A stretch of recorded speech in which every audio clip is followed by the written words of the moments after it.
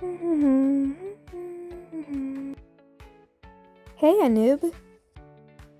Long time no see. Chance, what's up? So I wanted to ask you to come over. Well, I finished up a costume I made for you. A costume for me? Of course. Though I wonder. Ever since that hacker betrayed him recently, I thought Chance had fallen into a deep depression. But it looks like they got over that quickly. Well, I guess I shouldn't worry about it too much then. Can't wait to see it.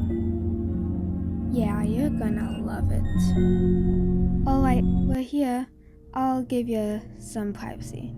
By the way, can you take out your hair extension? Yeah, I'll call you when I'm done.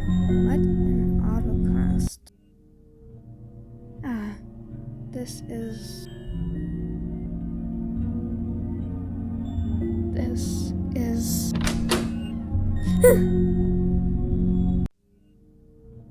You done? Do you like it? Costumes are all about dressing up as other people. What's with that look? Besides, you fit him so well. Chance, I didn't know he messed you up that badly. I want to help you, I really do, but this is a step too far. This is too ridiculous. I'm taking this off and leaving. You ain't going anywhere.